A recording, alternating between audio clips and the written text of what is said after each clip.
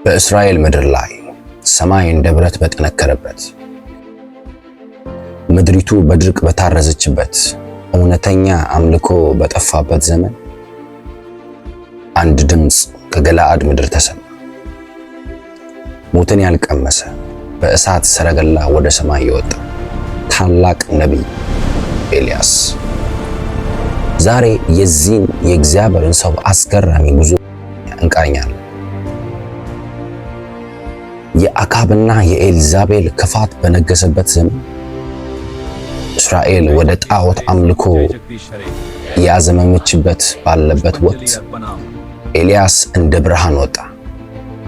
ይህ ዘጋቢ ፊልም ከቴስቢዩ ኤልያስ ጀምሮ እስከ ዮርዳኖስ ማዶ ያለውን የኤልያስን ጥልቅ መንፈሳዊ ጉዞ እንዲሁም ታምራቱንና ከእግዚአብሔር ጋር የነበረውን ቁርኝነት በዝርዝር ያቀርባል። ስለዚህ ይህን ቪዲዮ ከመጀመራችሁ በፊት አሁኑኑ ላይክ በማድረግ እንዲሁም ቻናሉን ሰብስክራይብ በማድረግ እንዲሁም ዘውትር የሚለቀቀው ወደ እናንተ እንዲደርስ የደውሉን ምልክት በመጫን ለሌሎችን በማጋራት የዚህ ቻናል አብሮ ሰራተኛ እንድትሆኑ እንጋብዛለን። ኤልያስ ከገለዓድ ተራሮች የወጣ ሰው ነው። ማንነቱ በትህትና የተሞላ ቢሆንም ቅናቱ ግን ለእግዚአብሔር ነበር። በወቅቱ ንጉሥ አክዓብ ከሚስቱ ከኤልዛቤል ጋር በመሆን የባኦል አምልኮን አስፋፍተው ነበር።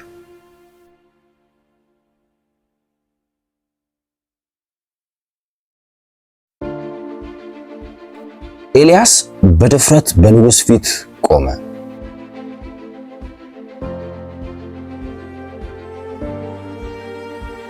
በፊቱ የቆምኩት የእስራኤል አምላክ ሕያው እግዚአብሔር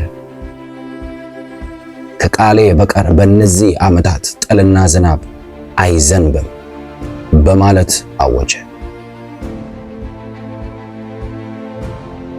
ይህ የተፈጥሮ ኃይል ሳይሆን የእግዚአብሔር ፍርድና ቁጣ ነበር። እግዚአብሔር ኤልያስን ወደ ኮራት ፋፋ ላከው። በዚያም እነዚያም ቁራዎች እንጀራና ሥጋ ያመጡለት ነበር። ሰው በሌለበት በተራራው ግርጌ ኤልያስ በትዕግስት መኖርንና በእግዚአብሔር ማመንን የተማረና የተረዳ ሰው ነበር። ፈፋው ሲደርቅ እግዚአብሔር ኤልያስን ወደ ሲዶና ሰራፕታ እንዲሄድ አዘዘው።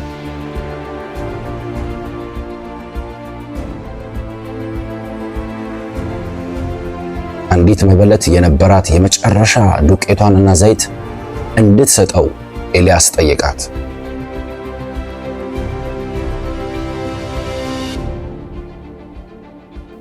በቃሉ መሰረት ማሰሮ ሳይጎድል እንዲሁም የሚበሉትን ሳያጡ እግዚአብሔር ባረካቸው።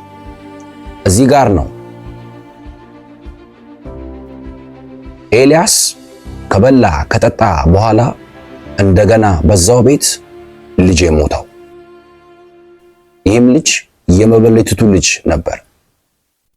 በዚህም የሞተውን ልጅ በማስነሳት የመጀመሪያውን የትንሣኤ ታምር ያደረገው።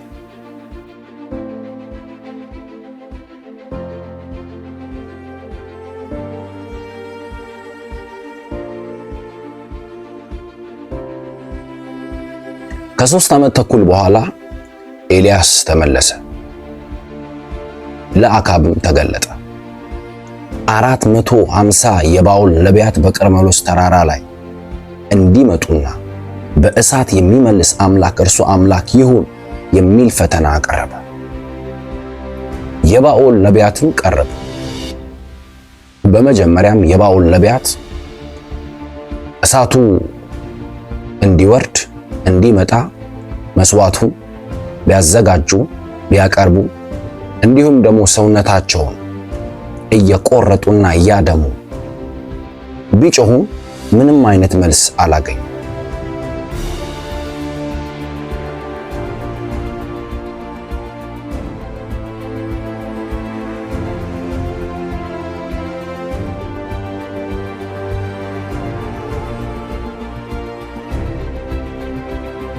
ጊዜው የኤልያስ ነበርና ኤልያስ ግን መሠዊያውን እንደገና አደሰ።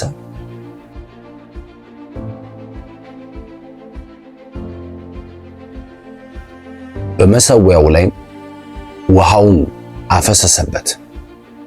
ደግሞም ጸለየ።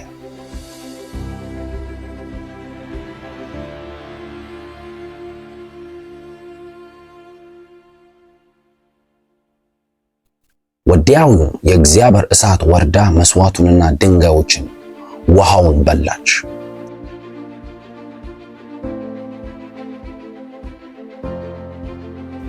ሕዝቡም እግዚአብሔር እርሱ አምላክ ነው ብለው ወድቀው ሰገዱ።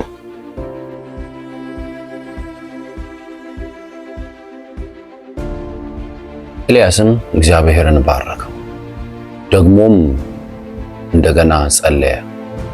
ትንሽ ደመናም በሰማይ እንዲታይ ዝናብም እንዲዘንብ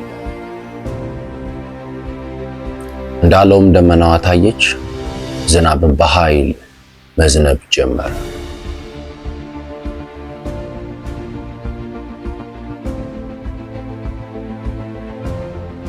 ኤልዛቤል ይህን ከሰማች በኋላ ልትገድለው መዛትና ማስፈራራት ጀመረች። ኤልያስም ፈራ፣ ወደ በረሃ ሸሸ።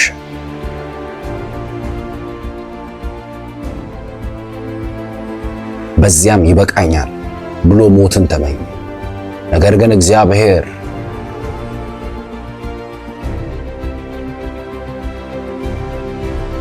በመልአኩ አማካኝነት መገበው።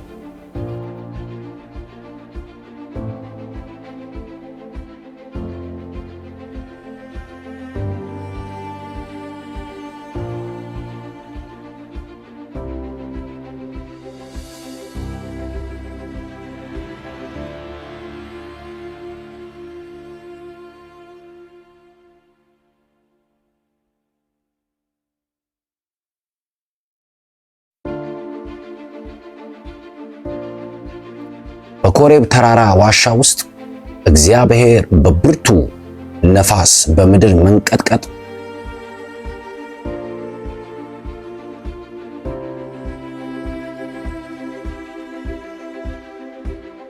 ወይም በእሳት አልነበረም።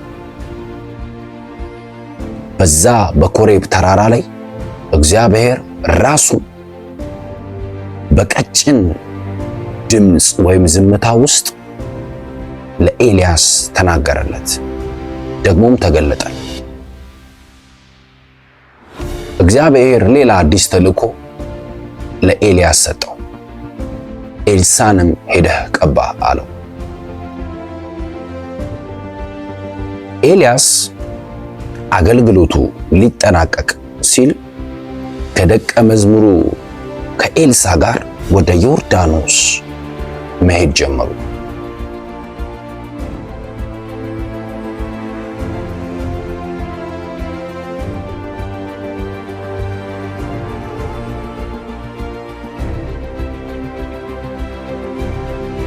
ኤልያስም መጎናጸፊያውን አውጥቶ ውሃውን መታው፣ መንገዱም ለሁለት ተከፈለ።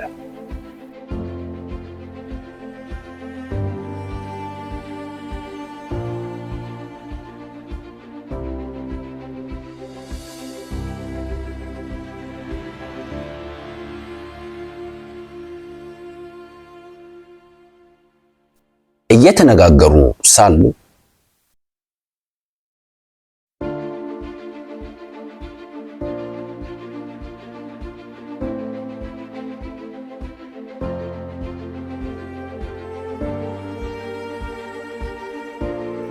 በድንገት የእሳት ሰረገላና የእሳት ፈረሶች በመካከላቸው ገቡ።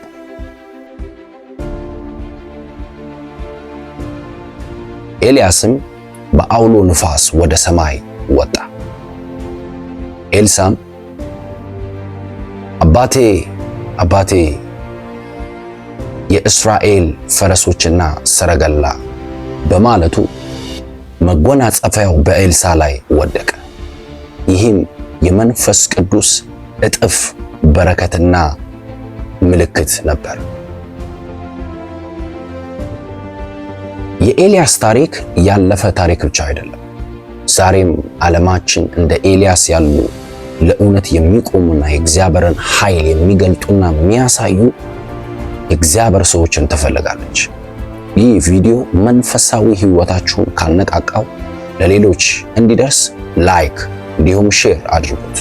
ቻናሉንም ሰብስክራይብ በማድረግ ስለ ነቢዩ ኤልያስ ህይወት የሚሰማችሁን አስተያየት በኮሜንት ላይ ደግሞ በመጻፍ የዚህ ታሪክ ተካፋይ እንድትሆኑ እንጋብዛለን። ለተጨማሪ መንፈሳዊ ታሪካችን የደውሉን ምልክት እንዲጫኑ እንጋብዛለን። እግዚአብሔር ምድራችንን እናንተንም ይባርክ። ተባረኩ።